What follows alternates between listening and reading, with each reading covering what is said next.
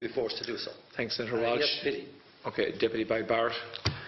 Ambassador, I will say frankly, I'm one of the people who thinks you should be expelled from this country, and I believe that that's nothing to do with you personally. It's to do with the policies of your state. And I think, along with Desmond Tutu, that the time for treating you as a normal state is over, because you're not behaving as a normal state. And I just want to ask you questions, really, in relation to that contention. And I would just say, for the record, it certainly isn't motivated by anti-Semitism in my case. I mean, for example, when disgraceful attempts were being made to downplay the horrors of the Holocaust by people like David Irving, I brought a Jewish Auschwitz survivor to this city to organise meetings and get her on national television to remind the Irish people about the horrors of the Holocaust. And I would do so again if anybody tried to downplay the horrors of what were done to the Jewish people. But it is precisely because I'm opposed to racism that I oppose what your state is doing and what it stands for. So I just want to ask you a few questions in relation to that. And I should also say, by the way, I lived for a year on Moshav Neot Hakikar in the Dead Sea in 1987, 2 weeks before the first Intifada broke out. That leads me to my first question. You have tried to cover over what you have done, the killings of innocent people in Gaza on 3 separate occasions over recent years, the seizure of Palestinian land and so on, by attacking Hamas. Now, why don't you just admit that Hamas didn't exist when the first Intifada took place? They didn't set up an armed wing until the early 1990s. And that there was a reason that PLO were in Tunis at the time, exiled, effectively not present. But the ordinary Palestinians rose up because you denied them basic rights. I lived there. It was apartheid. It was racism. It was endemic. It was rotten. Absolutely, I was shocked within weeks of living there to see how you treated Palestinian people. And isn't it the fact that the law of return, which is the basic law of the Israeli state, is a racist apartheid law because it confers rights on Jews that it denies to Palestinians?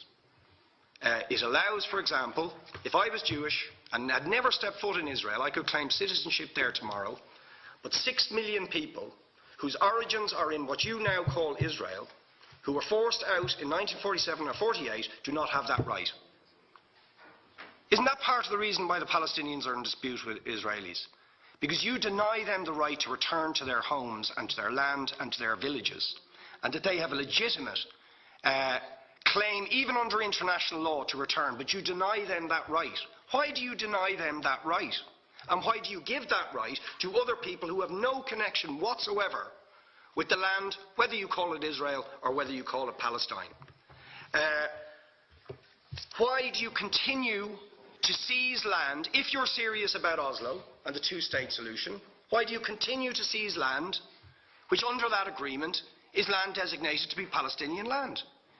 500,000 people, most of which has taken place since Oslo. You allow that to happen. Why do you allow it to happen if you're serious about giving this land to the Palestinians? It's absolutely extraordinary. And it just, are you not just taking us, Ambassador, for idiots? That you can say with a straight face, we're serious about peace, but while we're serious about peace, we're going to seize Palestinian land. And you expect the Palestinians to just sit back and do nothing about that. And the world to accept that that is an acceptable way to behave. And you asked earlier on, could we have some constructive solutions? Now you know what the Palestinian people have been asking for. Far less even than some people would ask for. Because I believe the whole apartheid system should be dismantled. But what they've asked for is to lift the siege of Gaza. Just to lift the siege of Gaza. Let them have an airport. Let them have ports. Let them not be dictated to by a government for whom they do not vote as to what can go in and out of their territories, whether they will have power, whether they will have clean water, whether they will have medicine. What makes you think you're allowed to have nuclear weapons and the 4th biggest army in the world and visit destruction on the people of Gaza, but they have no right right to defend themselves. They have no territorial sovereignty over that land. Would you ask questions, please? How do you justify that? Yeah. All right. How do you justify those double standards? And very lastly, Ambassador, people like Bishop Tutu, Nelson Mandela, and I would certainly describe your state as a apartheid state, with different laws for people depending on their race or religion. Now, isn't that just the case that, for example, at checkpoints going into the West Bank, there's a channel if you're Israeli or European, and there's a channel if you're Arab, just because you're Arab.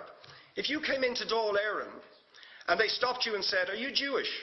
"Oh no, sorry, you can't come in through the same entrance as Irish people or European people because you're Jewish," you would call that racism and apartheid. But yet, you practice that.